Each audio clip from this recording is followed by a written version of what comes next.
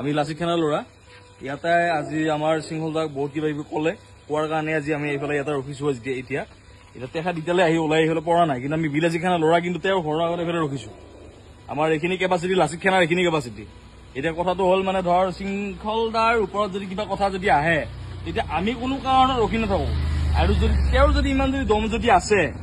তেওঁ ওলাই আহক তেওঁৰ বাটৰ আগত ৰখি আছো আমি তেওঁ চাওক এইটো ঘৰ আৰু এইখন আপোনাৰ এই গেটৰ ফলটো গাড়ী ৰাখিছো আমি লাচিত খানাৰ ল'ৰা তেওঁৰ ভায়েক আহি কেনে গুচি গ'ল ভায়েক আহি কেনে গুচি গ'ল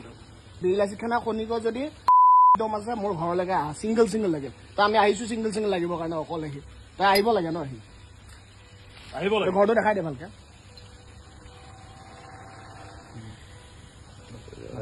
সদায় মোবাইলত অনলাইন কথা কৈ থাকিব দম দেখাই থাকিব সেইটো নহয় ন অসমীয়াৰ কাৰণে আহক ভিক্টৰ দাস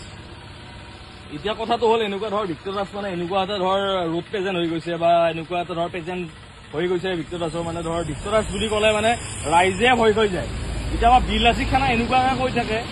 তেওঁ মানে ধৰ বহুত ডাঙৰ কিবা এটা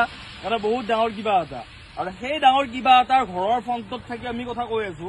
যদি বীৰ লাচিত খানাৰ কাৰণে এনেকুৱা যদি প্ৰেজেন্স তেওঁ যদি দিব পাৰে তেতিয়াহ'লে বীৰ লাচিত খানা প্ৰত্যেকটো সৈন্যই তেওঁ ঘৰৰ ভিতৰত সোমাই মাৰিব পাৰে আৰু সেই বস্তুত আমি আজি তেখেতক কৰা নাই আৰু যদি কিবা কাৰণত যদি এনেকুৱা কৰিব লগা কিবা যদি হৈ যায় তেতিয়াহ'লে বীৰ লাচিত খানাৰ আমি প্ৰত্যেকটো সৈন্যই তেওঁৰ এই কুকাণ্ডৰ উত্তৰ দিবলৈ কোনো কাৰণ আমি পিছুৱাই নাহো আমি সেইটো কৰিমেই আইন হাতত তুলি যদিও নলওঁ কিন্তু মানে ধৰ আমাৰ আইন হাতত তুলি নলওঁ কিন্তু হলেও মানে আমি বীৰ লাচিত খানা এইটো কথা ক'ব জানো যদি কিবা কাৰণত